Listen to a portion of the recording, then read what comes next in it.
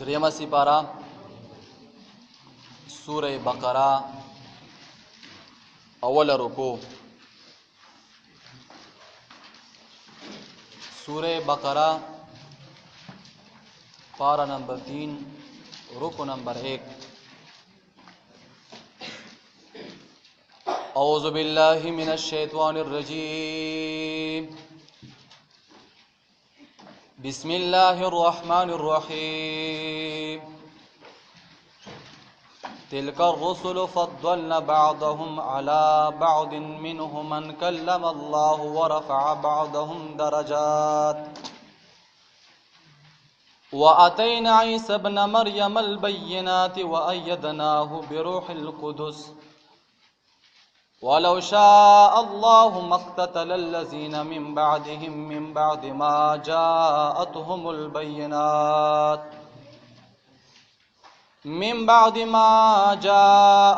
البينات ولكن اختلفوا فمنهم من آمن ومنهم من كفر ولو شاء الله ما اقتتلوا ولكن الله يفعل ما يريد. صدق الله العظيم. محترمو، د سوره بقره د درېمې سپارې د اول رکوع ترجمه شروع شوه.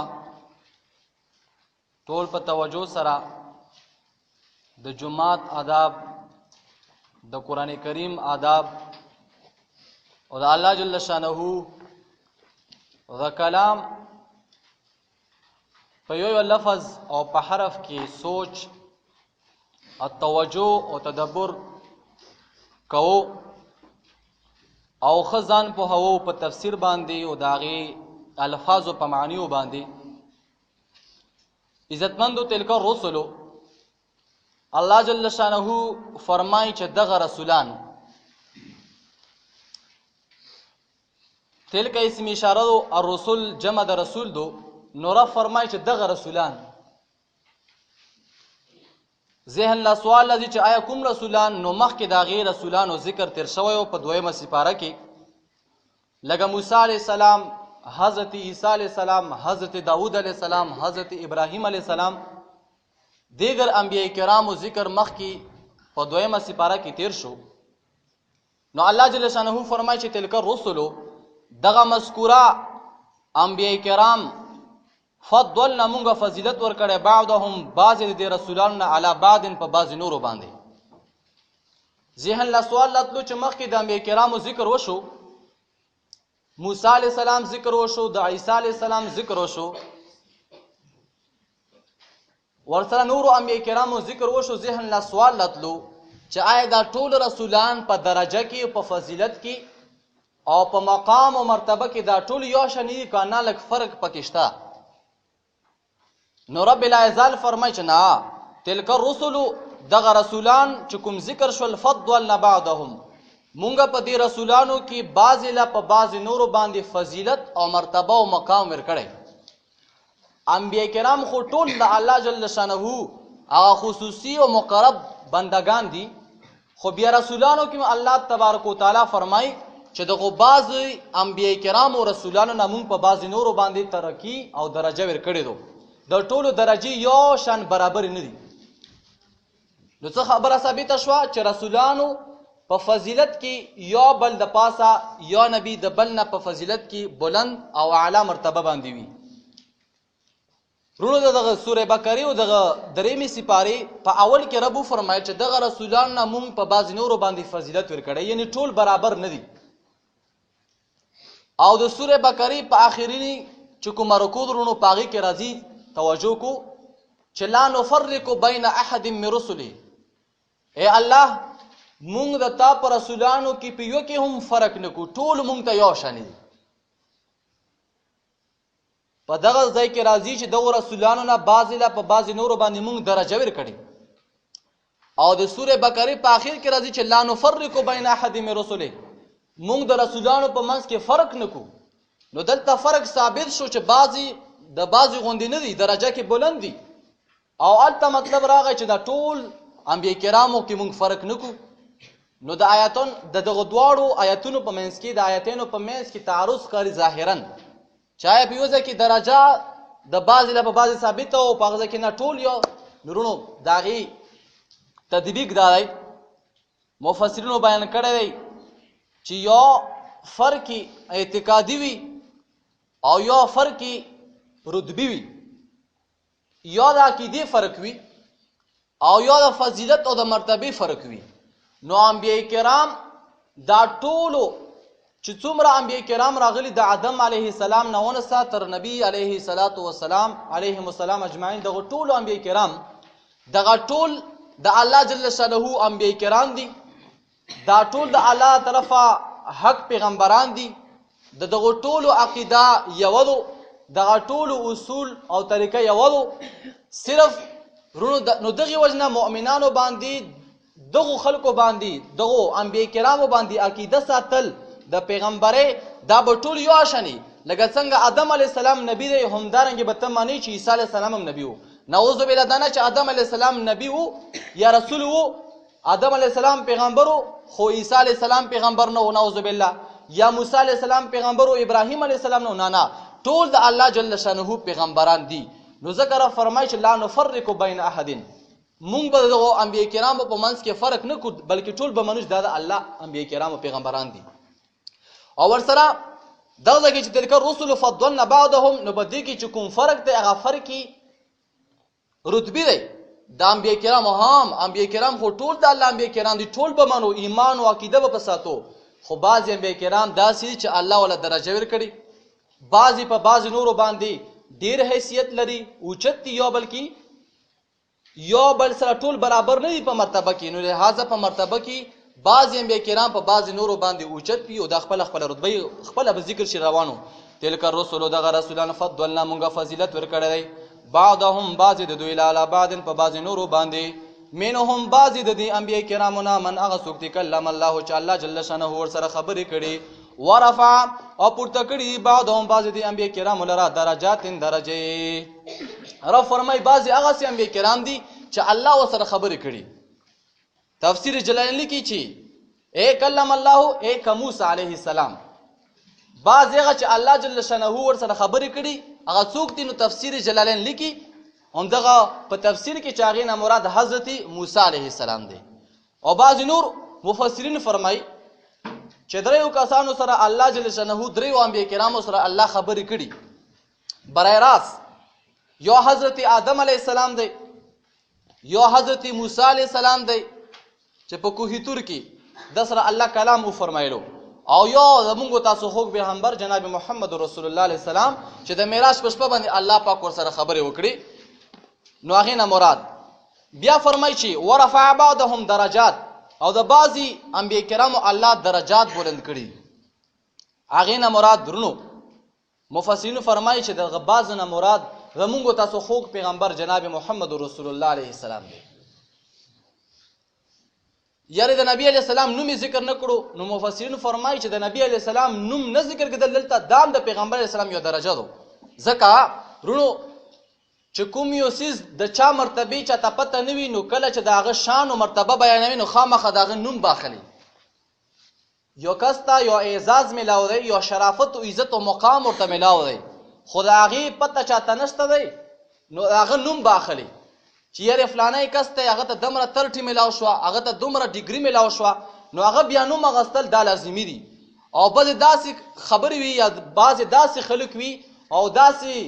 اوچت خلک وي چې هغوی ته یو مقام مرتبه دومره ملاو شوي وي چې دومره مشهور وي په هغې مقام کې په هغې مرتبه کې چې بالکل د هغه نوم بیا څوک سره اخلي نه بلکې چې کله ذکر شي چې د چا صفت کېږي نو خود به خود د انسان عقل او ذهن او مغه شخصیت را درومي نو نبی علیه السلام مبارک ذکر الله صراحتا نه دی فرمایلی د نبی علیه السلام ذکر او نوم الله نه دی اخیستی د هغې وجه دا ورونو چې د پیغمبر علیه السلام دومره درجات او کمالات دي چې که الله پاک د هغه نوم نه دی اخیستی خود به خود د هر مسلمان ذهن له دا خبره را درومي چې د دې نه مراد نبی علیه السلام دی دا د پیغمبر علیه السلام یو درجه و ورفع بعضهم درجات او د بعضې الله پاک دوی لره درجات بلند کړي دي واتینا مونږه ورکړی عیسی ابن مریم عیسی چې زوی د مریم علیهم السلام دی البینات ښکارا دلیلونه او معجزات وایدناه او مونږه مضبوط کړی دی عیسی علیه السلام لره بروح القدس په جبرئیل امین سره. الله فرمای ذکر د موسی علیه السلام مو شو چې الله سره کلام کړي. موسی کلیم الله ذکر ورته لقب د کلیم الله ملاو دی او عزتمند. واتینا عیسی ابن مریم او رب فرمای چې مونږه ورکړیو حضرت عیسی ابن مریم ته، عیسی چې زوی د مریم بیبیو، البینات ښکارا معجزات او دلایل. عزتمندو حضرت عیسی علیه السلام دا د مریم علیه السلام زوی و او د دې ذکر مریم بیبي واحد یو زنانه دو. دا سره نوٹ کو چې په قرآن کې صراحتاً دا غي نوم ذکر شوی هغه واحد حضرت مریم علیه السلام. دا لویا یو ولیه وا یو بزرګه زنانه وا او د حضرت عیسی علیه السلام هغه مور مبارکه وا. نو الله جل شانه چونکه د حضرت عیسی علیه السلام والد ونه، الله جل شانه دا د الله یو قدرت ته او د الله یو کمال دی چې رب فرمای چې ما ورونو مخلوق می پیدا کړی په درې قسمه. یو داسې مخلوق چې د هغې دپاره نه مور شته او نه پلار شته دی، ما پیدا کړی بغیر د مور و پلار نه. دویم نمبر هغه چې د هغې دپاره پلار شته خو مور نشته، دا هم د الله یو قسم د مخلوق دی. او دریم نمبر هغه چې د هغې دپاره مور شته او پلار نشته. نو رب فرمایي چې د انسان عقل خدای چې بغیر د مور و پلار نه د یو ماشوم پیدا نشي. خامخا د بچي د پیدایش دپاره د مور و پلار وجود ضروری دی. نو عزتمند رب فرمایي دا هم د الله قدرت یو نشانه دو چې که چېرته یو کس زه پیدا کم د هغه دپاره به نه پلار و نه مور وي، خو زه به پیدا کم لکه آدم علیه السلام شو چې نه مور و نه پلار و، الله پاک د خرو نه پیدا کړو. دویم نمبر حضرت حوا علیه السلام چې دا د آدم علیه السلام د ګسې پختې نه پیدا شوې وه. نو د حوا بیبي یو کس نه آدم علیه السلام د هغې پلار ګرځي او د هغې مور نه وه. او دریم نمبر حضرت عیسی علیه السلام چې د پلار نو الله پاک د مور نه پیدا کړو. نو ځکه الله فرمایي چې واتینا عیسی ابن مریم. ورونو بل دا چې عیسی علیه السلام ته خو نسبت د عیسی علیه السلام نسبت مور ته وشو چې عیسی چې زوی د مریم بیبي و. یو خو دا وجه چې الله خپل د خدای دغه قدرت طرف ته اشاره کوي چې وګوره عیسی علیه السلام پلار نو خو مور نه پیدا شوی و. او بل دا خبره چې عیسایانو چې کله عیسی علیه السلام راغی نو نعوذ بالله عیسی علیه السلام چې کوم امتیان او عیسایان هغه د عیسی علیه السلام د خدای دعوا وکړه چې نعوذ بالله یا بعض یو چې دا ابن الله عیسی ابن الله دا د الله زوی دی، بعض د خدای باندې ومنلو. نو الله جل شانه دغه خدای او د بنوت د هغې رد داسې وکړو چې واتینا عیسی ابن مریم او مونږ ورکړو عیسی چې زوی د مریم بیبي و. نو ګوره عزتمندو دې سره دغه خبرې دلیل راغی یو دا چې عیسی علیه السلام دا د الله زوی نه دی. ولې چې مریم بیبي د الله جل شانه ښځه خو نشته که نه، متخذ صاحبة ولا ولده. الله فرمایي د دپاره نه ښځه شته او نه بچی شته. نو بچی خو هلته کېږي چې کله ورله ښځه وي خاوند لره، نو د خاوند د ښځې نه بغیر بچی نه کېږي عام طور باندې. نو لهذا الله لپاره ښځه نشته، نو لهذا عیسی علیه السلام نسبت الله ته کړل دا محال دي. او ورونو بل دا چې رب فرمایي چې کوم یو کس چا بعضې به وي چې نعوذ بالله الله لپاره ښځې شته، نو عزتمندو الله جل شانه رد کوي چې چا لپاره لکه بعض عیسیانو به ویل چې مریم بیبي دا د الله جل شانه نعوذ بالله ځکه چې پلار یې شته نه نعوذ بالله الله یې پلار شو د عیسی علیه السلام. نو مریم بیبي به د هغه نعوذ بالله ښځه وي بیبي وي. نو رب فرمایي چې ګوره تاسو داسې خپل منځ کې سوچ کوم عقل استعمال کو. یو سړي خپله ښځه وي د هغې ښځې نامه څوک په مجلس کې نه اخلي، یو تقریر کې یو مقام کې څوک د خپلې ښځې نامه نه اخلي، دا خو شرم دی. نو چې کله یو انسان په دا باندې د هغه عقل دا نه مني چې زه د خپلې ښځې نامه واخلم، نو رب فرمایي چې بیا هغه لوی ذات به څنګه د خپلې ښځې نامه واخلي. ځکه الله فرمایي واتینا عیسی ابن مریم. الله جل شانه د عیسی علیه السلام د مور ذکر وکړو. واتینا عیسی ابن مریم البینات، یو مونږ ورکړي عیسی چې زوی د مریم علیه السلام، البینات ښکاره معجزات، ډېر معجزات یې مخکې به روان دي. وایدناه مونږه مضبوط کړی و د عیسی علیه السلام بروح القدس په جبرئیل امین سره. روح القدس پاک روح ویلی کېږي، پاک روح قدس چې مراد حضرت جبرئیل علیه السلام دی. جبرئیل علیه السلام ته الله پاک روح القدس ویل او فرمایي چې مونږ عیسی علیه السلام مضبوط کړی و په روح القدس سره. نورونو هغې وجه دا و جلالین لیکي، نور تفاسیرم لیکي چې عیسی علیه السلام سره به جبرائیل علیه السلام چې په کوم ځای کې به عیسی علیه السلام ګرځېدو په هغه ځای کې به ورسره جبرائیل علیه السلام هم ګرځېدو. ځکه رب فرمایي چې وایدناه بروح القدس او موږ عیسی علیه السلام مضبوط کړی په جبرائیل امین سره. ولو شاء الله که چېرته د الله تبارک وتعالی خوښوی مقتتل الذین الله جل شانه که چېرته د الله خوښوی مقتتل الذین نو قتل به نه وی کړی کسانو من بعد چې پس د انبیا کرامو نه راغلي من بعد ما پس د هغه څه نه جاءتهم البینات چې راغلي دوی ته ښکاره دلیلونه. ولکن اختلفوا لیکن دوی اختلاف وکړو فمنهم نو بعضې د خلکو نه من هغه څوک دي آمنه چې دوی ایمان باندې ثابت پاتې شول ومنهم او بعضې د خلکو نه من هغه څوک دي کفره چې دوی کفر وکړو. ولو شاء الله که چېرته د الله په خوښوی مقتتلو دوی به جنګ نه وی کړی ولکن الله لیکن الله تعالی یفعلو کوي ما هغه څه یورید چې د الله اراده ولري. رب فرمای د حضرت نوح علیه السلام د آدم علیه السلام نه تر نوح علیه السلام پورې دا ټول خلک د آدم علیه السلام څومره امتیانو دا ټول بس د ټولو یوه کلمه وه چې لا اله الا الله آدم صفی الله د ټولو د وحدانیت دغه کلمه وه چې لا اله الا الله چونکې د آدم علیه السلام د امت کلمه دا وه چې لا اله الا الله آدم صفی الله. د موسی علیه السلام امت کلمه دا وه چې لا اله الا الله موسی کلیم الله. د عیسی علیه السلام د امت دا کلمه وه چې لا اله الا الله عیسی روح الله. او د مونږ تاسو امت لا اله الا الله محمد رسول الله صلی الله علیه وسلم. او پاتې شو د انبیا کرامو کلمه وروڼو دا نه تاسو په علم کې یوه خبره چې د هر نبي خپل امت هغه کلمه وه چې کوم نبي راغلی و نو لا اله الا الله آدم صفی الله. خو د تمامو انبیا کرامو د آدم علیه السلام نه ونیسه تر عیسی علیه السلام پورې د ټولو انبیا کرامو کلمه وه چې لا اله الا الله محمد رسول الله. ځکه چې الله پاک د انبیا کرامو نه په لامکان کې دا وعده اخیستې وه عزتمندو چې تاسو به لتؤمنن به ولتنصرن خامخا په نبي اخر زمان باندې به ایمان هم راوړو او د هغه سره به مدد هم کو. نو د انبیا کرامو ایمان دا و د هغوی کلمه دا وه چې لا اله الا الله محمد رسول الله. عزتمندو نو رب فرمایي د آدم علیه السلام نه تر عیسی علیه السلام د نوح علیه السلام پورې تمام خلک بالکل اختلاف نه و. ټول د الله تبارک وتعالی وحدانیت به هر چا منلو او دا ټول بالکل هیڅ قسمه فرقي او اختلاف چا کې نه و. ټول یو قسم له مؤمنان وو د آدم علیه السلام امتیان وو. چې کله نوح علیه السلام دنیا له تشریف راوړو مبعوث شو د هغې نه بعد عزتمندو بیا دا فرقه پیدا شوه فرقې راغلې اختلاف پیدا شو. نو رب فرمایي چې دا خلک که چېرته د الله خوښه وای نو دوی به د اختلاف او جګړې نه وای کړی یو بل سره به جنگ جګړې نه وای کړی یو بل سره به اختلاف نه وای کړی په دین کې به فرقې نه وای راوښکلې. خو رب فرمایي دا د ما خوښه وه. نو رب فرمایي چې کله نوح علیه السلام الله راولګلو هغه نه بعد د نوح علیه السلام نه بعد خلک دوه قسمه شول. بعضې هغه شول چې په خپل ایمان باندې ثابت قدم پاتې شول ایمان نه ونه وتل او بعضې هغه خلک وګرځېدل نعوذ بالله چې دوی د ایمان نه واوښتل کافران پاتې شول او دوی اختلاف وکړو په دین کې. نو رب فرمایي که د الله خوښه وای نه وای کړی. بل عزتمندو یوه خبره الله جل شانه بنده له اختیار ورکړی. بل ځای کې الله فرمایي چې دلته خو معلومیږي ته چې نعوذ بالله الله خوښه و چې دا د کافر شي او دا د مسلمان شي صحیح ده. خو د الله په ازل کې یو خپلې فیصلې وي خو لیکن دا د الله پاک یو قسم نه په انسان باندې د انسان مجبوره کېدل نه دي چې کوم د خامخا انسان الله مجبوره کړی دی چې ته به مسلمانېږي او خامخا ته به کافر کېږي. نه الله جل شانه فیصلې د تقدیر نوري خو الله خپله خوښه ده. خو لیکن الله پاک په دنیا کې انسان لا اختیار ورکړی دی. انسان ته خوښه ده دا هدایت ته او دا ګمراهي ده دا رڼا ده دا تیاره ده دا نیغه لار ده دا کږه ده دا کفر دی او دا اسلام دی. نور د تا خوښه چې په کومه باندې راواوړي. نو عزتمندو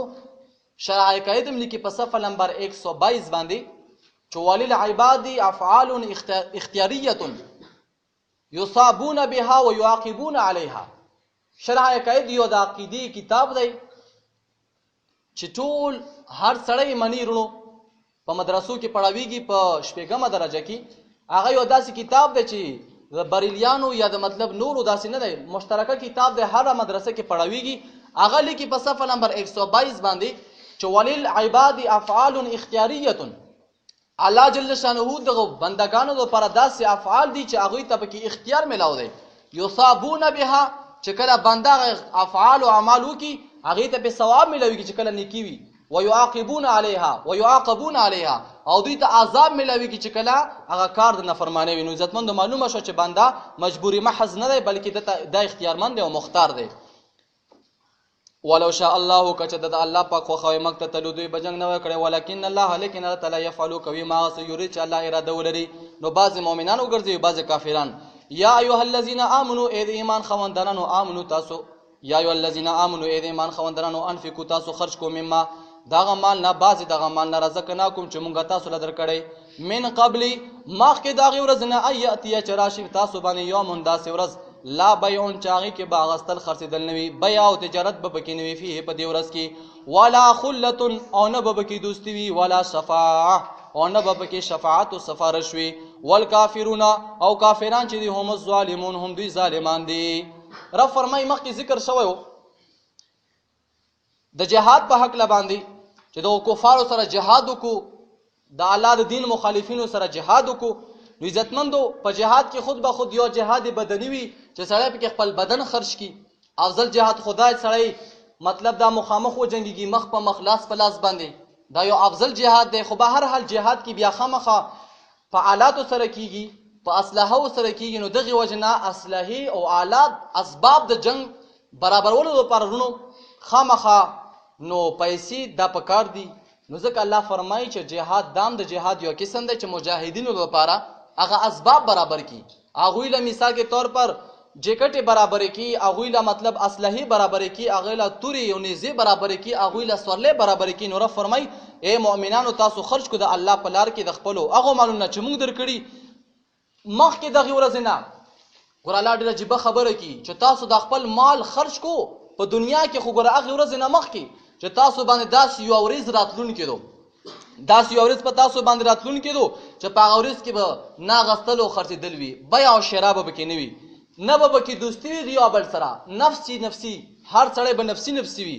او نه به کې یو بل د پر شفاعت او سفارش وي. خو عزتمندو دا آیات دا په حق له چاره دا د کفارو دی یعنی چې دوستی او شفاعت دا به د کفارو حق نه وي. پاتې شول انبیاء کرامو بعض خلک دغه آیات نه دا استدلال کی چوغورا بس آخرت کې ځان لزن لیدو هر سړی تب خپل عمل فائدہ رسوي نه چاته نیکه فائدہ رسول شي نه چاته پلار نه بچي نه چاته یو نعوذ بالله نبی نه ولی نه څوک بس آخرت کې بس نفسي به هر سړی وای تر دې چې انبیاء کرام بم وای خورونو دا خبره غلطه ځکه الله فرمای چې الاخلاء یومئذ بعضهم لبعض عدو الا المتقین. الله فرمای په دغه قران کې چې دوستان الاخلاء یومئذ دا دوستان چې په دنیا کې دوستانه کړي دو په یومئذ په ورځ د قیامت باندې با بعضهم لبعض عدو بعض دوستان به د بعض نور پر دشمنان وي. په دنیا کې به خو کلاس تعلق وي خو همدارنګه خط تعلق به وي دوستی به وي خو چې کله د آخرت ورشي دوی دوستی به ختم شي بلکې یو بل د پر دشمنان شي. خو څه فرمایي رب الا المتقین مگر په ورځ د قیامت باندې یو دوستی فائدہ ورکوي چې هغه دوستی د متقیانو او د پرهیزګارانو. کوم خلک چې په دنیا کې نکمل وي پرهیزګار وي یو بل سره دوستی کی لګا خپل مریدان د خپل ولی سره خپل مرشد سره خپل شاګردان د خپل استاد سره خپل امتیان د خپل نبی سره خپل عوام د خپل امام سره دا ټول چې د نیکو په خپل کې په نیکه کې سره ملګری وي نو دغه ملګرتیا به ورځ د قیامت باندې خلکو له فائدې ورکوي. نو معلومه شو دا چې مطلق دا خبره نو پکارو دا خبره غلطه او چې هر څوک کی چې په ورځ د قیامت باندې به دوستی نه ویني. نه الاخلاء یومئذ بعضهم لبعض عدو الا المتقین. تمام دوستانی چې کومي بد دوستانی وي کفرانه دوستانی وي بد عقیده دوستانی وي او مال او دولت دوستانی وي دا به ټول ختميږي. حکومت دوستانه او کومه ملګرتیا چې د پنیکو اعمالو کې وي د نیکو کارونو کې وي هغه دوستانه به په ورځ د قیامت باندې باقی پاتې وي. او پاتې شو شفاعت. نو شفاعت کڅوک دا انکار د شفاعت نه کوي نعوذ بالله چې په ورځ د قیامت باندې به بالکل د چا پر څوک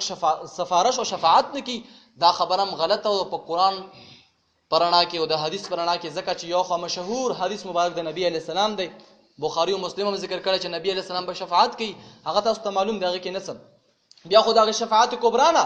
انکار ادرمی دا خو بدینی دو او ورپسې قران کې بل ځکه الله فرمای دغه فرشتي به یو بل لپاره سفارش کوي مور والدین به بچو لپاره بچي به والدینو لپاره عزتمندو دا خبره په حق د کفارو کېدو. یا ایها الذین آمنوا ایمان خوندانو انفقوا تاسو خرج کوم مما دغه مالنا رزقناکم چې موږ درکړی تاسو ته من قبل مخکې ان د دغې نه یاتیا چې رابشي تاسو ته یوم یو ورځ لا بیع چا ورځ د قیامت تو لا بیع فیه نه به بیع وي یعنې اغستل خرڅېدل به نه وي فیه په دې کې ولا خلة نه به دوستانه وي ولا شفاعة او نه به شفاعت وي والکافرون هم الظالمون د آیات خپله یی چې مراد کافران دي والکافرون وګوره الله فرمایي والکافرون او کافران چې دي هم الظالمون دوی ظالمان دي آیت الکرسی رونو شروع شوه آیت الکرسی د دې په افتتاح کې او د دې په ابتدا کې یو خبره واورو آیت الکرسی د قرآن کریم په آیاتونو کې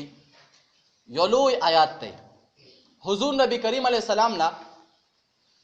عبدالله ابن منظر رحمت الله رضی الله تعالی مبارک تپوسو کو قربان اے د الله رسوله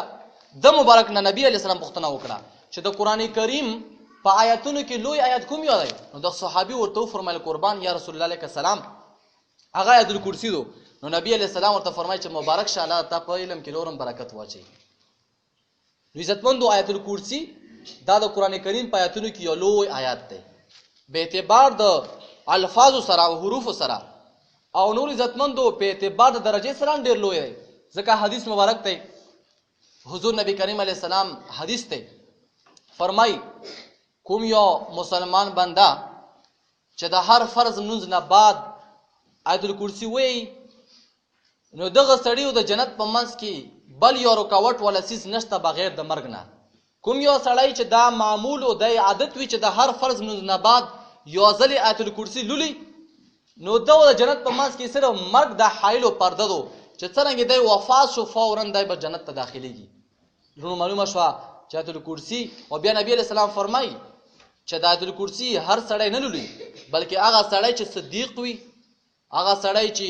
مطلب دا چې رښتونه وي نیک عمل وي صادق وي هغه سړی دا عمل دی نو معلومیږي درونو چې آیت الکرسی لوستل هر منځ نه بعد د نیکانو د صادقانو د صالحینو عمل دی دا په خپل ځان کې طالبانو تاسو راولو او عوامو تاسو راولو چې نيز د زده کو بلکې دا څه کې دی چې الله آیت الکرسی زده نه وي دا یو عظیم او بل رونو دا نبی علیہ السلام حدیث دی چې په کوم کور کې څوک آیت الکرسی ولولي او چوفي کې درې ورځې پرې د خپل شیطان نشي راتلی کچا ته شیطان تختو موږ تاسو خو دشمن تختو خو په ټوپکو سره یا په تمانچو سره یا په مورچو سره خو هغه ازلی او بدبخته دشمن چې هر ځای کې موږ تاسو سره موجود وي او خطرناک دشمن هم دغه شیطان دی نو رب فرمای نبی علیہ السلام فرمای کوم کور کې چې شیطان کوم کور کې چې یو ځل آیت الکرسی سړی ولولي او چوفي کې د خپل شیطان بیا درې ورځې لا ناراضي او بل عزتمندو او څلوېښت ورځې پرې د خپل کې جادو سحر بیا اثر نه کوي هغه جادو سحر هم سره ختميږي څومره لوی او بل عزتمندو د بخاری او د مسلم یو حدیث دی احادیث کوم تاسو ته ذکر دی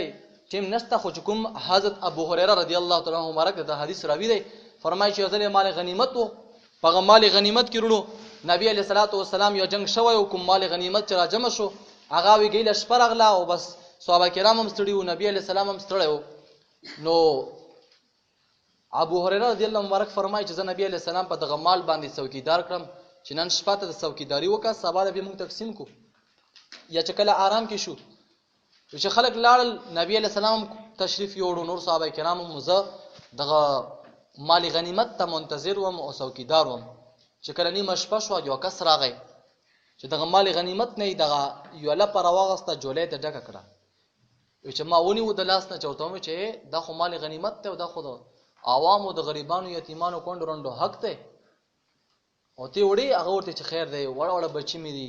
ډیر سوال او زری ورته وکړه چې بیا بن راځم خدا په لمه پرې و مې نشرمه پرې مې بیا بن راځم خیر دی وړه بچی مې دي نو صحابي په زړه کې تر سره چې خزامړه ورکشه چې اوس دم را سنت دا وکړل پرې خو چې کله سحر شروع نو نبی علیہ السلام ابو هريره رضی الله عنه مرکته نبی رسول خپل فرمایي ګور ابو هريره نه ذکر کړي نه خبره کړي نه واقعیا بیان کړي اے ابو هريره ویګینی غلط سره څوکړل ور خپل ورته فرمایي دا د نبی رسول هغه علم دی ویګینی غلط سره څوکړل قربان خداس داسي زری وکړه سوال وکړو پریم خو چې ښا ابو هريره صاحب ویګیل بیا روان دی متوجه اوسه چې بیا یې ګر کی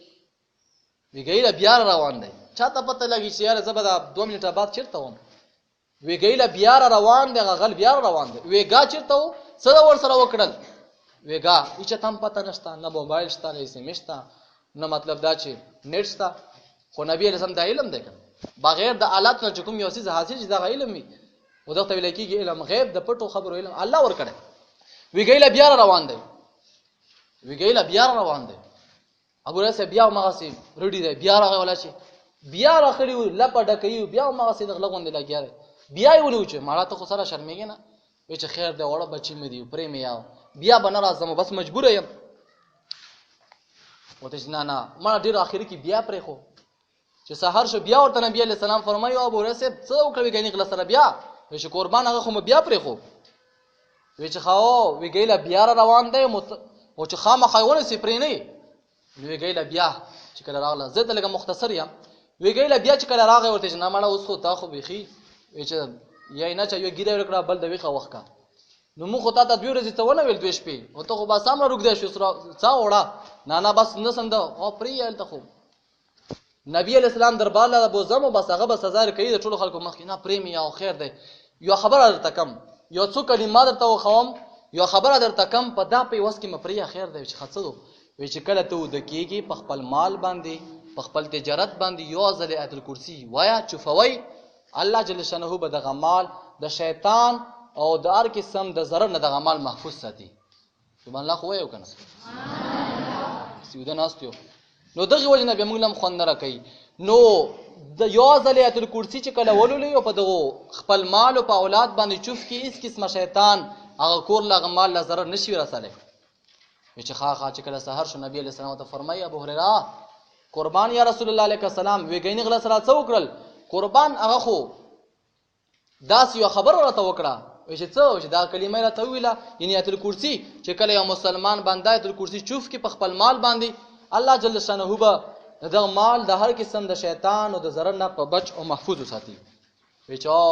ابو رسه ته پته او چې هغه څوک قربان ما ته پته نشته وی چې هغه و شیطان و درویغزن خو خبره رښتیا کړي و درویغزن خو خبره رښتیا واغه و شیطان ور نبی علیہ السلام ته شیطان هم پته و هر یو شی پته و الله ورکړ د علم الله ورکړ و شیطان خو هر وخت درویغ کی خو لہذا د خبره رښتیا کړي نورونو معلومیږي دا چې کله کله شیطان هم کله کله رښتیا نو مطلب دا چې مسلمان سره په کار نه چدای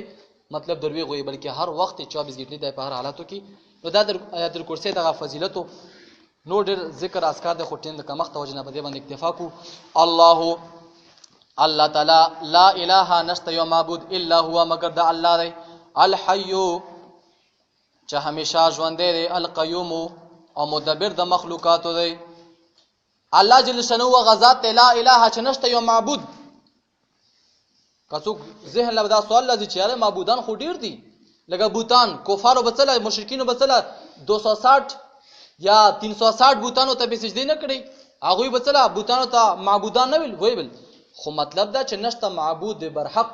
حق معبود داس یو معبود چې هغه بالکل دغه بندگی صحیح منل شي او دغه خدای صحیح منل شي داس یو معبود نشته الا هو مگر یو الله دی الحي چې همیشه ژوند دی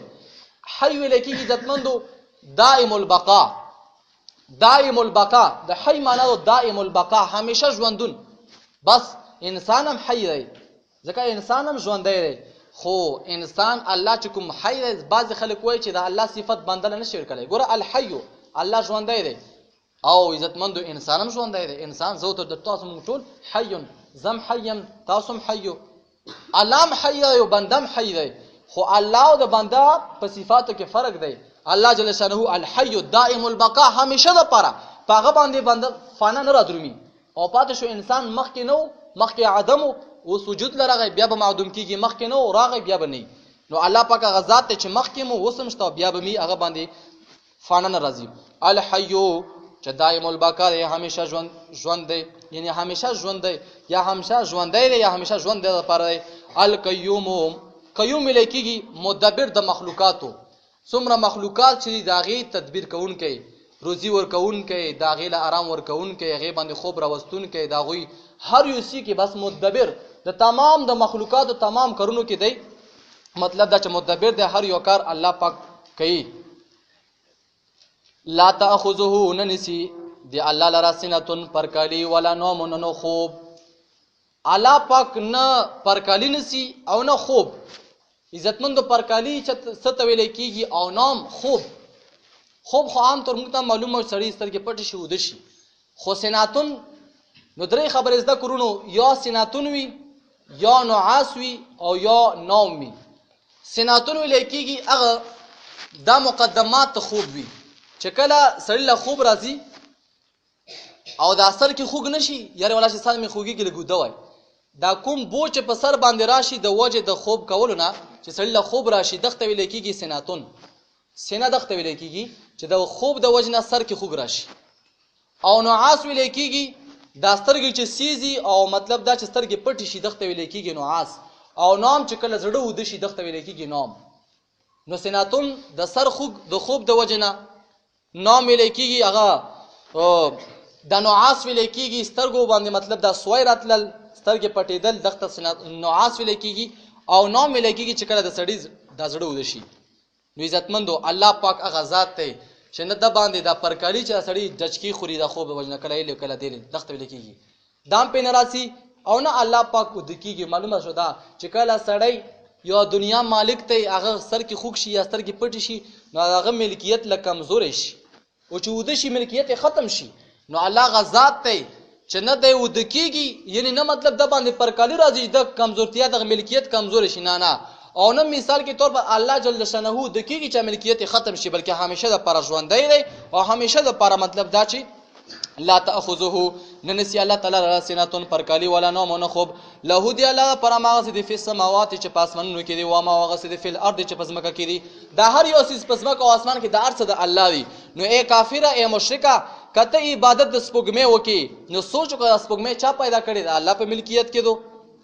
او که سوچو کې د انمر ته عبادت کې دا الله پیدا کړی، د بوتان د هر یو سیس الله پیدا کړی. نو لہذا هغه سیس چې الله پیدا کړی نو کوم یو سیس چې مخلوق وي هغه خالق نشي کېدی. نو انسان ته سوچو که د الله نه علاوه بل ته سجده ما لګوا. من ذا الذي سوکته کس یشفع چې شفاعت وکي عنده د خپل نفس د طرفه الا باذنه مگر شفاعت کولې شي باذنه په حکم د الله سره. وګوره نفي د شفاعت راغله چې څوک هم شفاعت نشي کړی، خو کله د خپل نفس نه پاتې شو الله جل شانه چې چاته اذن وکي نو الله تبارک وتعالى اغلا بیا د شفاعت هغه درجه ورکوي، بیا خلکو لپاره شفاعت کولای شي. مفتی صاحب مرغه باقاعده ترجمه بغو کې یا علم پویږي الله تعالی ما پاغه سبانه بین ایدیهم چې مخکې دوی نه او ما پاغه سبانه خلفهم چې وروسته دوی نه وي. ولا یحتون او حتن شکولای دوی بشین په یوشي باندې من علم د خپل املا الا بما مگر هغه شاء چې دغه خشي وسع فراخ د کرسی د الله تعالی سماوات پاسمنونو کې ول ارض او پسمکه کې او هو د الله ولا يؤوده نستړی کوي دی الله لرا حفظهما ساتل د دې زمکو اسمنو او هو د الله تعالی العلی خو اوچت العظیم خلوی دی. صدق الله العظیم.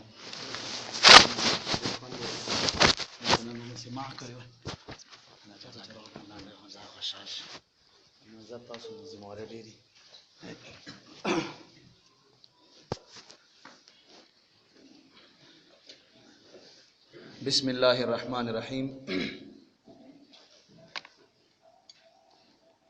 ماشاءالله جزاک الله. مولانا شفاعت سے ډېر په ښه طریقې سره ترجمه بیګم او تسپارلې و. الله د په عمر کې او په علم کې برکت واچي او خدای پاک زموږ تاسو په دې نوجوانانو کې دغه سي علما نور هم را پیدا کړي. طالبان لږ رانږدې شو دا بهر کوم خلک لږ تکلیف کوي.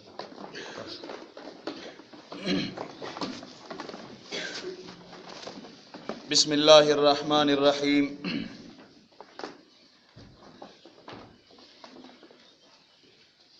لا اکراہ فی الدین قد تبین الرشد من الغی. لا اکراہ نشتد زور فی الدین پا دین اسلام کی قد تبین الرشد پا تحقیق سراخ کارا شوی دے ہدایت من الغی دو گمراہینا. پا دین اسلام کے زور مٹی نشتا چیرہ یو سیک راونے سے پا دے کارخانوں کی اور تے شاہ باسی کلمہ ہویا کنے پا دا گیڑا کی یو سوسو کوا نو پا دین کے زور نشتا. آگا کا خطا تا کلمہ ہویایم زکا چه دا اسلام مانا تسلیمی دل نو تسلیمی دل هاگا خط تسلیمی دل دی چه سڑای پا خپل خوخه بان تسلیم شي. فمن یکفر پس هغه څوک چې کفر وکړي بالطاغوت په شیطانانو باندې ويؤمن بالله او ایمان راوړي په الله تعالی باندې فقد استمسك بالعروة الوثقى په تحقیق سره د منګولې خخې کړې بالعروة الوثقى په مضبوطه رسې باندې داسې رسې لن فصام لها چې نشته شلیدل هغې دپاره والله او الله تعالی سمیع خاوریدونکی دی علیم او ښه پوهه دی ایمان سره کفر لازمی دی تاسو به دا څه ایمان سره څه شی لازمی دی ایمان سره دا نه چې کوم سفر مکړه ستړی ګډ وډ شوم نه ایمان سره څه لازمی دی دغه آیات نه ثابت شو څه مطلب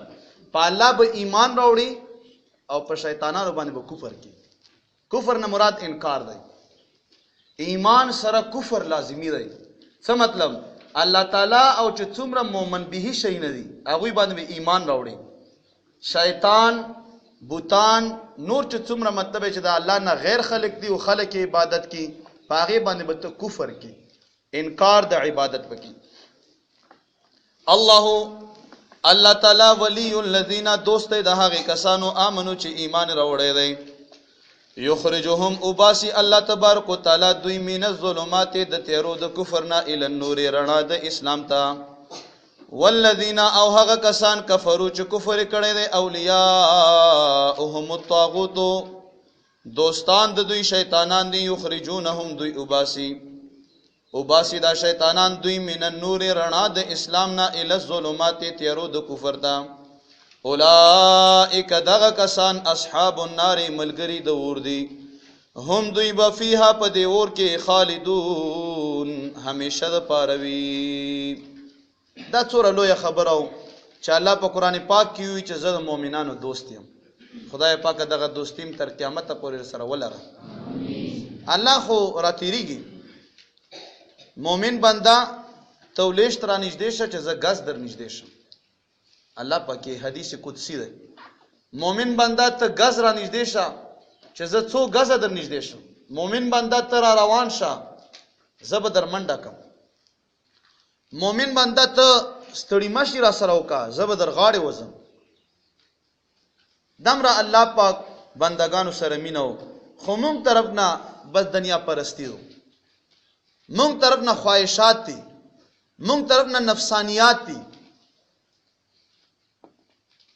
الله پاک زمونږ تاسو دا الله پاک صحیح دوستان په حقيقي مانو کې جوړ کړي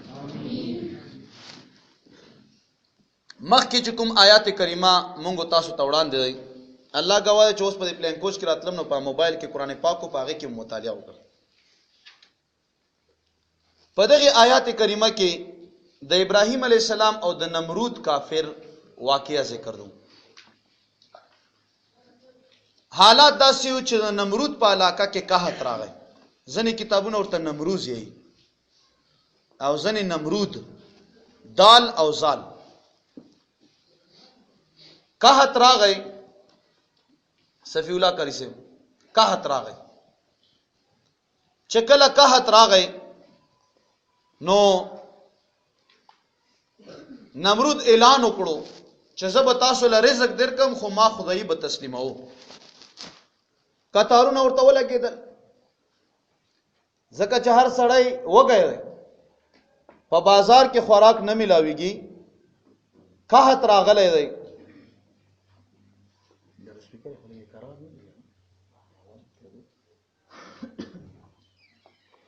نمرود چې چاله خوراک ورکوي ورته یې چې خوراک واخله خو زه رب یم او کنه ناغه یې چې مجبورې الله سزنې خبرې بیا ویل چې خو خیر هغه خلک هم کافران ورته یې چې ټیکو ته مونږ رب خو دا خوراک راکړه راشن راکړه ها یول راشن ورکاو بل ورکاو تر دغه پیری چې د ابراهیم علی السلام په دا قطار کې ویلیاړ دی ابراهیم علی السلام ورته نمرود ورته دا راشن واخله خو زه رب یم او کنه اجنا ربي الذي يحيي ويميت رب ما هغه چې ژوند کول او مړ کول کوي ته څه شي اچھا ښا منډه یو دوه کسانه چې راواله جیل نه راوخته یو ته چې ته آزاد شو او بل ته یې توره ونیوه او قتل یې کړو اچھا نه دا خو مام ژوندي کېدل مړه کېدل وکړل دا دومره په لویه پیمانه خر دی خر بیلکې نمرود چې وړکه دواړه ژوندي وو په دا کې تا کوم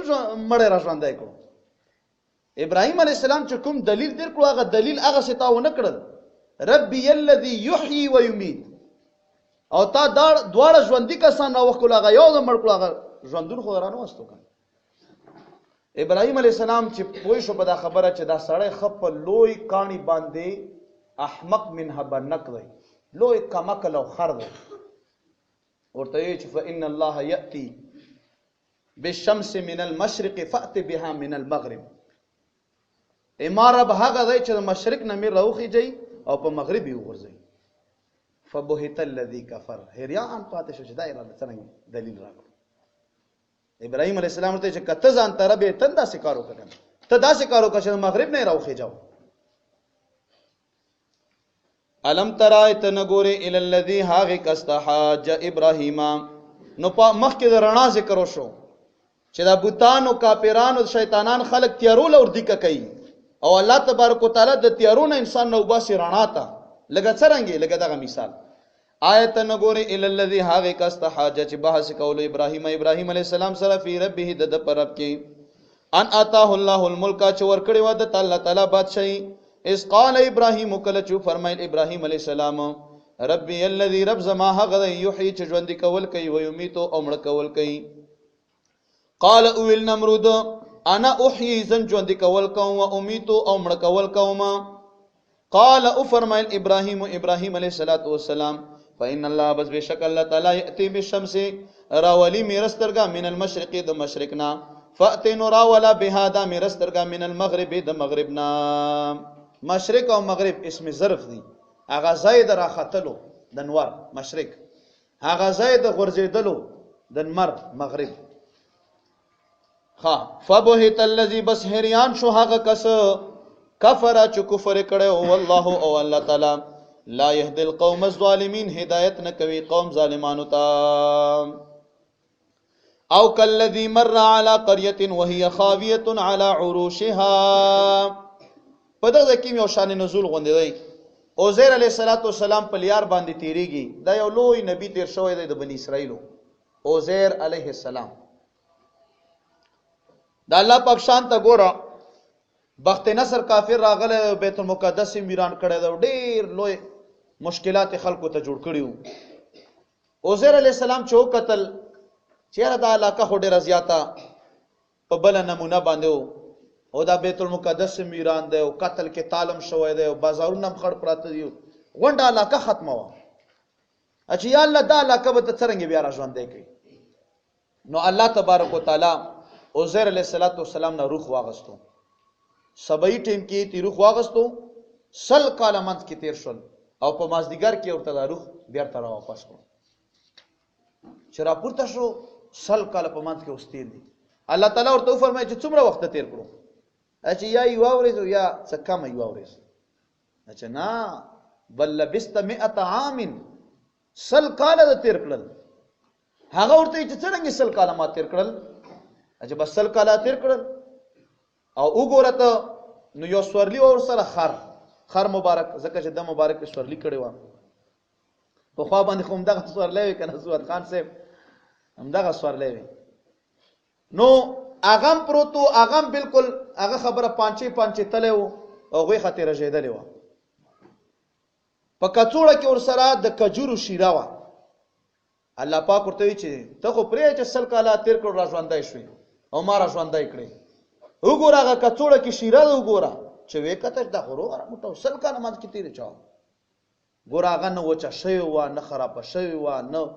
مړ سل کاله چې تیر شي بيخي به سره د کڅوړې رجیدلې سل کاله خو څلک شي نه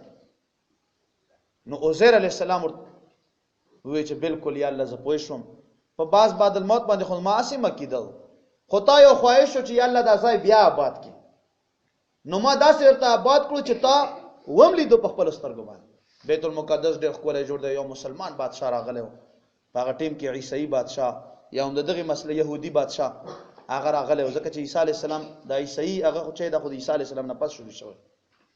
نو بنی اسرائیل یو خو بادشاه راغله چې د يهودیت په دین باندې او ډیر خو دین باندې په هغه ټیم کې نو دا الله تبارک وتعالى یو کیسه لباس بعد الموت خبرم کی چې وګوره چې کوم کسان ز وفات کم بیایم را ژوند کاله شم نو لګاغه خبره مخکې د نمرود کافر خبره تیر شوه چې نمرود وی چې زاغه څو زم را ژوند کېدل او مړ کېدل کړی شم الله پکې چې وګوره ژوند کېدل دغه سی هغه ژوند کېدو هغه زنده مثال دغه کوم چې عزیر علی السلام سره ما وکړ نو دا ورپسې ذکر کوم دغه مثال ذکر کوي او کلذي پشان د مثال د هغه قسم مر چې تیرې دواله قريهن په یو کلی باندې وهي خاويه او هغه کلی را غورځیدل او علا وروشیا په خپل چتونو باندې چاته را غورځیدل زړې آباده لورشي چتونه ور سره غورځیدل قالو فرمایل عزیر علی السلام ان یحیی هذه الله څنګه بر ژوند کې د الله تعالی دا لا کب الله تبارک وتعالى څنګه را ژوند کې بعد موت یا رستو د مرګ د دغه علاقې نه فاماته الله بس وفات کړو الله تبارک وتعالى دایمه اتا من سل کلام ثم باسو بیا را ژوند کړو دا نو چې را ژوند شو کلی لاړو اول خو په ډیر مشکل باندې کله پیدا کړو ځکه سل کاله منځ کې تیری یو بوډه زنانه ناستو ورته چې دلته عزیر دغه څوکشتا نو مورې وا وی چې دا څوک دی چې سل کاله بعد د عزیر نامه خلی پسترګو مړنده او ضعیفه وا دا څوک دی چې سل کاله بعد عزیر یادای ورته چې مورې زیم اجه خبرچه چې ته نو ته چیرته تلوي ته سل کاله غیب او د ما د غسترګو ته ګوره کته عزیری نو ما بچی خو بچ چاته دوا وکړه الله به ټیکانو دوا راته وکړه چې روغ را موټه شم په خپل په خو مو درې کې مسترګې مم بیناش دوا ورته وکړه الله پاک روغ را موټه کړ زکه چې دواګانو کې خو اثر وی کنه دا خو موږ اهل سنت والجماعت ولا دا عقیده او دا مذهب دی او ډېر خپل طریقه چې په خپلم دواګانې کا او د بلنم دوا غواړي بیا په دغه ټینګ ځنې خلک راغلل تر دغه پیر کتابو لیکلي دي چې زامن ته مشرانو ځکه چې د غسل کاله په ودو تیر کړل زامن ته هغه خبره چې او یا کاله او شپته واتیات یا کاله مشران دا ګوره هغه معجزه چې الله تبارک وتعالى سرګند کړه پلار کشر او زامن ته مشران ځکه د باندې خدای عمر انداسه تیر شو نو بیا ورته وی چې کته عزیر علی السلامي نو هغه تورات په یاد ازدو او اوس وخت کې د خلکو نه تورات تیر شوی دی اله تورات راته وای عزیر علی السلام شروع شو اول نه اخره پیر ټول تورات ورته وی چې بالکل ته عزیر علی السلامي او ته ما عزیر علی السلامي خو مونږ بس خامخ وخت منځ کې ډیر تیر شوی نغه کومه د مخ قاسم مبارک او دا چې هغه مونږ ذهن نه هغه رنگ ودا اخشوي خا قال او فرمایل الله تبارک وتعالى کم لبستا څومره ټیم تا تیر کړو نو دا په سورته بقره کې څلورم ځای دی چې الله په کې مړي راځوندې کړی پنځو ځایونو کې سورته بقره کې الله مړي راځوندې کړی دا په کې څلورم ځای مخ کې تیر شول پرونه یو تیر شول قال او فرمایل عزیر علیہ السلام لبستو ما ټیم تیر کړو یومن ایورز او بعد یومن یازن ورز قال او فرمایل الله تبارک وتعالى بل لبستا بلکې تا ټیم تیر کړی دی 100 عام سل کالا فانظر نو وګورا الی طعامک اغه خپل خوراک ته وګورا خوراک ته شو انذرو کنه انذرو سره انذران نه والتین والزیتون تین انذرو سره شراب د اغه شیرا انګورو شیرا یا کجورو شیرا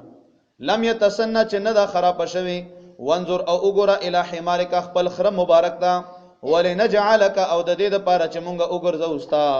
آیتن یو نه خد قدرت للناس د خلقو د پاره چې الله تبارک وتعالى کسان ژوند کړي شي وګوره په دنیا کې درته ښکارا کړل نو بیا به یو سړی انکار کی چیرې ول باس بعد الموت نشتا وانظر او وګوره ال العظام هډوکو تا کیف ننشزها څنګه مونږه حرکت ورکو دی هډوکو تا ثم نکسوها بیا ورغندو دی هډوکو تا لحمه غويخه نو خرخوي لگا ډوکې شوی همدا سه ډانچا پراته ورته چې ورته ګوره چورته وی قتل एकदम نه کوتاري او خبر اوله په خوته چمړه او غوي خور واغستل شو بیا دا غته وې هیڅ سوالې ته جوړه شو خو صحیح روغ رمټه دا وګوره خا فلما بصر کلا تبینا چخکارا شو له دتا پتی شي سره په عین الیقین سره علم خو یو نبی دی بعض بعد الموت خو منی خود سترګو هغه یقین او مشاهده خو نه وکنه په مشاهده سره ولیدو چې الله تبارک وتعالى ګره مړی را ژوندې کوي که نور خو یقین وو انبیاء کرام ده خو عین الیقین سره قال وی فرمایل اعلم ز پوښم یا الله په عین الیقین سره ان الله بشک الله تعالی علی کل شیء قدیر پر یو شی باندې خ قدرت لرونکی دی پته ده کې اوبل یو خبره پرته و هغه دا چې ابراهیم علیه السلام د دریاب په غاړه روان دی طالب علمانو تنگ شوی خو نه یو کنه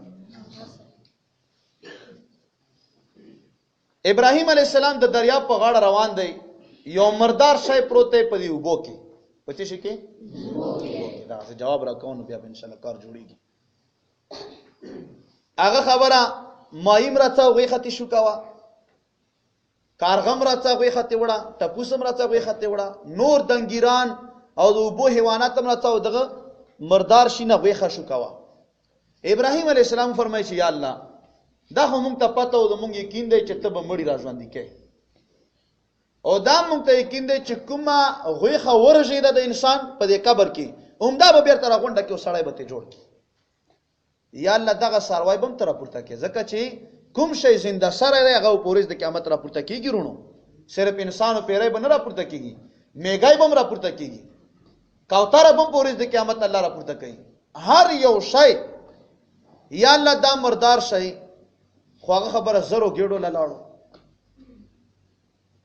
څوک هوا کې لاړو څوک بل ملک ته واوښتو خدای پاک دا به ته څنګه راپورته کوې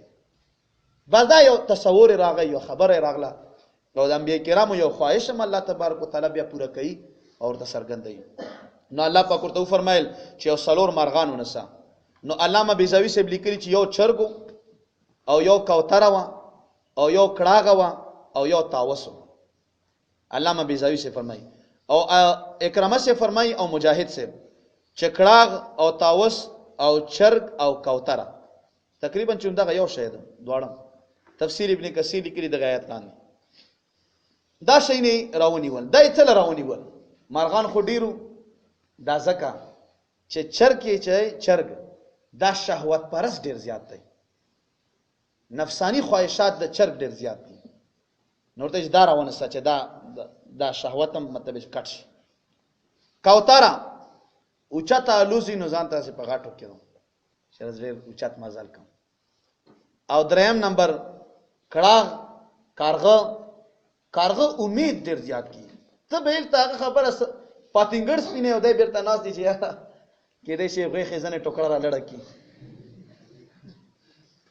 او تاوس کې کبر ډیر زیات دی تکبر غونډه نو دای چرونی ول علال کړل اجدا ځان سره کې خپل سرونه کې خپل وې د نور نه کېما جوړه کا وې خیمه کس کړه او کېما ته جوړه کړه ټول نه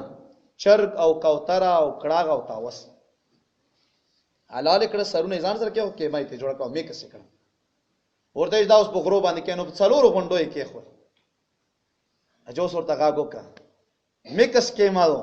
خو غاګ ورته وکا یا غراب کړاغ دل تراشه په دې اوا کې د غونډو نه هغه کېما سره یو ځای شو ځکه چې کړاغ لګه کېما هلته تللی و او لګه دلته او لګه هلته او لګه ملاو شو او بغیر د سره کړاغ ته جوړ شو او چې رانږدې شو نو سر خو دلته پروتو هغه مور پر ټاچ شو او هغه خبره چې روغ رمټ شو خپ حرکت کې خو صحیح داسې بل ورته چوسته یقین شو چې بالکل یا الله یعنی مطلب دا چې په هر ځای کې زبیر ایو ځای کا وایس قال اور کله چې فرمایل ابراهیم علیه السلام ربي ای رب زما ارینی ما تو خایا کیف تحیی الموت څنګه تر ژوند کې مړی قال فرمایل الله تعالی اولم تؤمن ایت یقین نکوي قال فرمایل د بلا ویلنا ولکن لیطمئن قلبی لیکن د دې لپاره چې مطمئن شي زړه زما قال فرمایل الله تعالی فخذ بس ونسا اربعه سلور من الطير د بارغاننا فسرهن نو نزدې کزانتا یا ټوکړې کا هن دغه فسرهن الیکا نزدې کا هن د مارغان الیکا د خپل ځان سره ثم جعل بیا وګرځوت علی کل جبل منهن په هر یو غره باندې منهن د دینا جزءا عیسی اچھا په غونډه دنیا کې 6673 غرونه دي تفسیر نعیمی په دغه ځای کې لیکلي 6673 غرونه دي په غونډه دنیا کې چې څومره په انسانانو کتلی داسې بوي ها بیا وګرځوا دا کیما علی کل جبل پار یو غره باندې منهن د دې کیمینا جزء صبرخه ثم ادعوهن بیا را وغړه دا چې په یا باندې आवाज خلق مړو ته نه کی او کچا په یا باندې आवाज خلق مړو ته وکړو نو دا سړی مشرک شو راشه ظالما ابراهیم علیه السلام کارغانو ته کړه په یا سره आवाज او سره دینه چې کارغان په غونډو پراتو کیمیو دا فتوخ نعوذ بالله ته ډایرک بیا په ابراهیم علیه السلام باندې لګي یا رسول الله بیان براش ان شاء الله یو وار نه څو وار روان دی خو شافی وافی بیان پکار دی ان شاء الله ها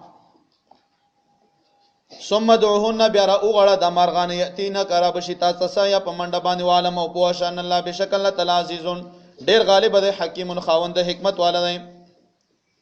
ها مخکې د باز بعد الموت ذکر وشو چې مرګ نه پس زندگی شتا وګوره عزیر علی السلام را ژوندې شو وګوره ابراهیم علی السلام خواهش وکړ څلور مرغان الله تبارک وتعالى څنګه را پورته کړل ٹھیک شو اوس باز بعد الموت لپاره تیاری پکار دی تیاری په څه شي باندې کیږي نو الکه جوب کې لړمان ما ساته جوب تکل کله لاس ته راو د فقرا او یتیمانو باندې پیسې تقسیموا دا وګوره کنه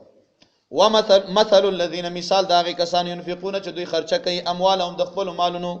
فی سبیل الله بلیار د الله تعالی کې کمثل حبه پشان داغه دانې دی انبتت چراشن کی سبا سنابل او ویږي فی کل سنبلۃ پار یو ویږي کې 100 حبه سلدانی وی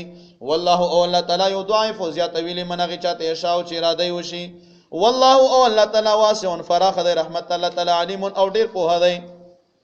صدقه څنګه ورکو نو الله طریقه وخی الذين هغه کسان ينفقون چې دوی خرچه کوي اموالهم خپل مالون لرا فی سبیل الله د الله تعالی بلیاره کې ثم لا يتبعون ما انفقوا بیان اور پسې کوي د هغه څه پسې چې دوی خرچه کړی وي منن احسان ولا اذى او نه تکلیف ایمون د خلکو داسې ضرورت چې مړو لا تیر ولا ګم نشان بیر باندې اړي زمړو لا تیر ولا ګم نشان بیر باندې اړي او سات کې ورته اشاره څنګه لتی خېری کنه دي خې غټه ډله کې بناسته په شرمو په شرم نه په ایمان وای چې دا کنه دا ما د عزت وجوبونه ولکم خدای پاکه دغه تسړی جوړ کی چلتا ورته چون دا کمیس ودا د خدای د خیر نورونو چې کلم خیریات کو احسان به پچا نه اړو او مړه خپل ازدم وړنو مایله بیا 100 روپیا درکړي نپلی خو پریا چې پرزي زکات مونږ احسان اړو مړه پار کار باندې 100 روپیا زکات نه ورکو دغه مازان به شرمای الله پاکه چار څه اور ورکړو په خپل باندې بیا نور پسې کوي دا هغه څه پسې چې دوی خرچه کړي منن احسان ولا اذاون تکلیف لهم شته دوی د پاره اجرهم اجر د دوی چې د خپل صدقاتو پسې احسانونه ناړي نشانونه ناړي تکلیف چاله نه ور کوي عند ربهم د خپل رب پنځ باندې ولا خوف عليهم او چې رب نه په دوی باندې ولا هم يحزنون او نه بدوي خفقيږي قول معروف خوینا ومغفرة او بخنا خیر دا ډیره بهتره ده من صدقه د داسې صدقې نه یتبعها چې ورپسې وي داغه پسې اذن تکلیف والله او الله تعالی غنی بے پروا ده حلیم او ډیر صبرناک دی خوینا څوک ته چې شراکت ورته چې بابا ماته نشتا یا معافون کا بس خبر نو خوینا پکار دی نو الله پکې چې کته صدقه ورکې ورستور پسې بیزاتای کې چې ځواني او مزدوري وکاو در ایشا ویل شه دغه دا ټکای خو چورته ویلو چې معاف کا یا ماته نشتا او یا زبکای بشو بیا چې ته ګور بیا به درک یا ایها الذین آمنو اے د ایمان خوندانو لا تبطلوا تاسو ما باطلو صدقاتکم خپل خیراتنا بالمن په نشان سره والاذى او په تکلیف سره کلذي پشان د هغه ينفقو چې خرچه کوي مال او د خپل مال رئاء الناس د پاره د خودنه د خلکو ولا يؤمن بالله واليوم الاخر او ایمان لري په الله تعالی او ورځ اخره فمثلون مثال دغه سړی کما مثال صفوان پشان د هغه غټه تړي دی علیه تراب چپاغي باندې خوروي فاصاب وسورسیږي دغه تړې توابل تیز باران فترکو نو پری دی دغه تړه سول د صفا سترا لا يقدرون قدرت نه لري دا کافرانه علی شین په شی باندې مما د هغه څه نه کسبو چې دوی کړی دي والله او الله تعالی لا يهدي القوم الكافرين هدایت نه کوي قوم کافرانو ته مخصوص کافرانو الله پکې یو غټه تړو پاغه باندې ګډ پروت دی باران په تیز وشو صفا سترا وګرځیدا مسلمانانه په دا دنیا کې خو ته امید شته چې را شل کاله زکات پیر کړو او شل کاله خیراتونه وکړل نو چې را جمع کی 50 لک روپے ته جوړیږي خو نه دا سوچ ته چرته کړی دی چې په دې شل کاله زکات کې د شل کاله خلک و شرمالو کوه نه شرمال دا سوچ کوم لګو کا دا سوچم لګو کا چې تا دا زکات ور کړی هغه سړی ته تا تکلیف ور کړی د زکات وجه نه وکنه نو الله پکې چې دا تړو ګرځي په د سړی امید دی چارڅ قبول دي اجرونه به ملاويږي هغه باندې تیز باران شو هغه تړه صفا ستر پرتاو کوم اجرونو چې ته تمنا کې هغه اجرونه ته هیڅ هم نشته هر څه مطلب چې هغه تیز باران یوړل هغه تا تکلیف مشابهت ور پر تیز باران سره ورونو ډېر احتیاط پکار دی هغه خبره چې پیاز دی خو په نیاز دی یو دانه غنم ورکا خو ډېر پاغه باندې ورکا او نو ډېر احتیاط پکار دی رونو په داسې مسلو کې ډېر خلک صدقه ور کوي خو ډېر خلک د خلکو مطلب چې تکلیف ورته رسي ومثل الذين مثال دا کسانو ينفقون چې دوی خرچه کوي اموالهم خپل مالونو ابتغاء مرضات الله د پاره د غوښتنې د رضا د الله تعالی وتثبيتا من انفسهم او د پاره د کلکوالي د زړونو د دوی کا مثل جنت په شان د هغه باغ دی بربوتین چې بوچت ځای باندې وي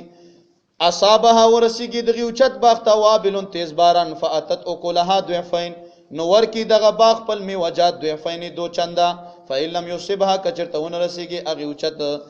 باغ ته وابلون تیز باران فتولن نو نره پونه هم کافرو والله او الله تعالی بما پاغت سبانی تعملون چې تاسو کوي بصیرون خلیدون کوي عمل د وکړو صدقات ته ورکړل او اخلاص ته ډیرو اېدا داسې مثال د لکه پاس په خپل ابو هوا ځای کې او په صفا ستر ماحول کې د تابا وي کتیز باران په وشو نو میوجات خډیر ور کوي او کتیز باران په ونه شوم نو غنره کو نیم کافی اخلاص ته چی نو غلک خیرات نه تا ډیر دی مطلب دا شو الله د موږ تاسو د خیراتونه قبول کړي هم د مړو پسې هم د ژوندو پسې ځکه چې د مړو خیراتونه مو شرمېدل څنګه و شرمېدل درېمه ځکه کن چې بیا خلک یې چیرې پنځه زامنو خیرات پسې ونه کو لاړ سخات پسې ځکه کم چې قوم نه کړو خلک پر پیر خان دا وې چې الله راضي شي مړی ته فائدہ ورسیږي کفارات ته ادا شي نورونو نیت برابر دل ډیر زیات ضروری دی الله د موږ تاسو نیتونه برابر کړي آیا ود احدکم آیا خوخوی یو په تاسو کې ان تکون له جنتون چوي د لپاره باغ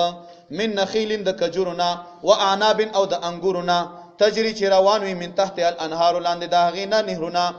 له د لپاره فيها په دې باغ کې من کل ثمرات هر قسمه میوه وي واصابه الكبر ورسیږي د تبوډاواله وله ذریه او د لپاره اولاد ضعفاء کمزوري فاصابه بسورسیږي د باغ ته اعصار داسې هوا چې فيه باغی کې نار نور وي فاحترقت نو وسوځي دغه باغ کذالک هم دارنګ یبین الله بیانوی الله تعالی لكم الآیات تاسو ته آیاتنا نخې د قدرت یا احکامات لعلکم د دې لپاره چې تاسو ته تفکرون فکر وکړو الله پکې کوم صدقات تاسو وکړو ټیک شو او تاسو رستو ور پسې خلق په عذاب نه خلق ور پسې په عذاب کو نو دغه مثال داسې دی دغه مثال لکه یو سړی او خپل باغ دی وړ بچی دی او اومدغه باغ نه غون آمدن د کاله اخراجات دي او په دغه ټنګ کې په دې باغ एकदम ور ولګیدو نو چې ور ولګیدو نو دغه بچو د پاره به تا خرج خوراکت شي دارنګ مسلمانانه خیال کوا چې صدقه وکي رستور پسې خلق ما پازابوا که خلق د پازاب کړل نو لکه څنګه په د دنیا باندې د ماشومان بغیر د خرچې پاتې شول داسې به ته پورز د قیامت بغیر د خرچې پاتې شي او په شرمو به شرمېږي الہ العالمین پاغه وتل زرا کامکم د شرم او د حیا پرده وساتي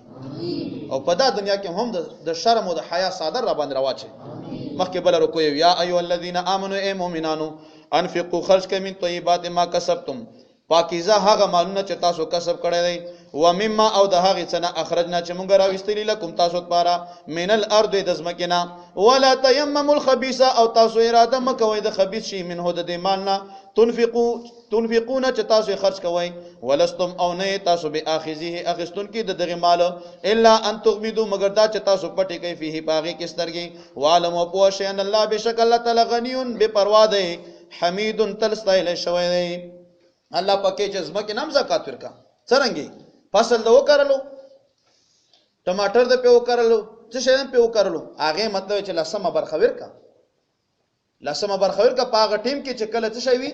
ایتا په دغه وبو باندې خرچه نه راځي او که په وبو خرچه راتله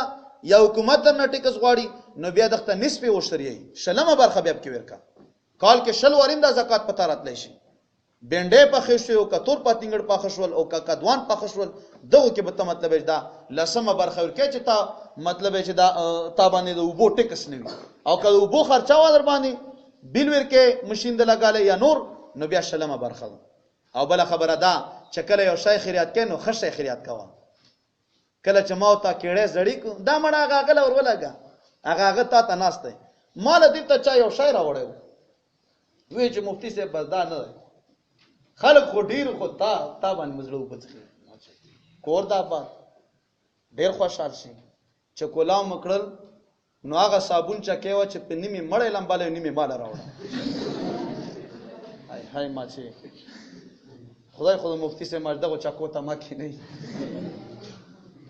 دا بد شي امين وایو طالبانو شای چې خیرات کوو کولای شي خیرات کوو زنیم الله یې اځه کوم دغه شیطان له څوکې کې تورته مړه راکا سترګې په پټه کې مړه راکا بس درې کایسه کا نو الله پکې شای داسې خیرات کا چې په اته خواهش چې یار دا شای ماته ملاو دا سینه چې کوم غنم خراب یا خیرات کوي بس دا زکات شو الشیطان یعدکم الفقر شیطان تاسو ډارې د غریبین او امرکم او حکم کوي تاسو ته بالفحشاء په بهای باندې والله تعالی یعدکم وعده کوي د تاسو سره مغفرت د بخنه منه د خپل طرفنا وفضل او د فضیلت والله او الله تعالی واسع فراخ د رحمت د عالم او ډیر په هدی یؤتی الحکمت ورکوي الله تبارک وتعالى حکمت نه مراد څه دی د حکمت اوچته درجه 14 نبوت ته ښا نبوت او کمزوري درجه څو کاریانو صاحبانو واورو کمزوري درجه داو چې د قران پاک تلاوت په مینا باندې وایو یاره سبحان الله اعلی درجه نبوت تو ادنا درجه داو چې د قران پاک تلاوت او یا علم خو سره د عمله خدای پاک دې موږ تاسو په عمل نصیب کړي امين ها ورکوي حکمت مناغه چاته شاء او چې اراده وشي د الله تعالی ومن يؤتل الحکمت طالب المان خپل درجه او فضیلت واورو ومن يؤتل الحکمت او هغه چاته چې ورکړې شو حکمت فقد اوتی خیرا کثیرا په تحقیق سره ورکړې شو دغه انسان ته ډیر خیر درته ملاو شو وما يذكر او نصيحت نه قبلوي الا اولو الالباب مگر خاوندان د عقلونو وما انفقتم مگر تاسو خرج کوئ من نفقه د سخرچینا او نظرتم یا تاسو نظر منه من نظر سن نظر فان الله بس بشک الله تعالی علم کویږي پاغي نظر باندې وما للظالمین من انصار او نشته ظالمانو لپاره څوک امدادیان ان تبدو صدقات کچرتا تاسو ښکارا ورکو صدقې فنعم ما هی نو دام ډېر خېری ځنې خلک اعتراضو کې صدقه پټه ورکوا په خلاصي ورکا چې غڅ لا سندر نه خبر نشي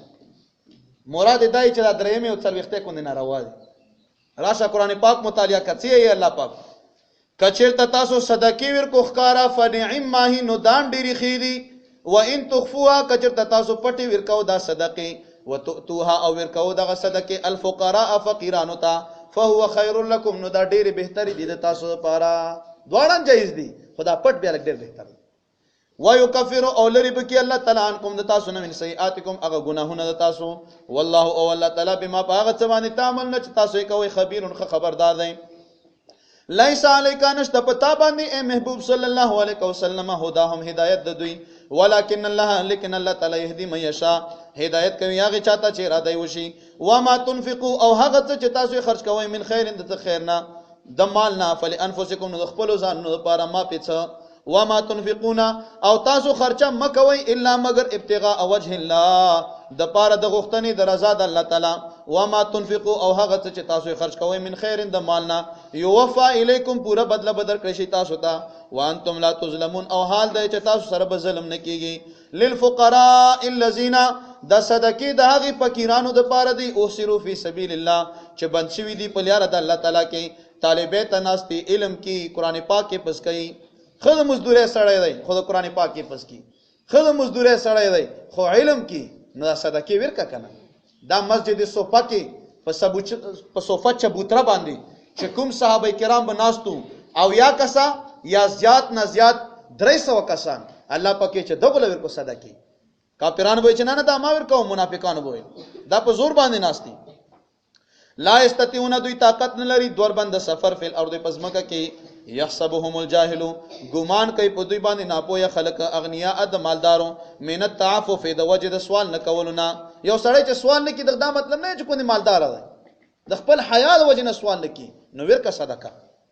تعرفهم پی جانب ته دوی اے نبی علیہ السلام مبارکه بسیماهم پخپل نخ کو سره لا يسالون الناس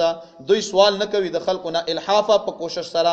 وما تنفقوا او هغه څه تاسو خرج کوئ من خیر د مالنا فان الله به علیم بشک الله تعالی په هغه مال خرج کې دو باندې خپو هدی صدق الله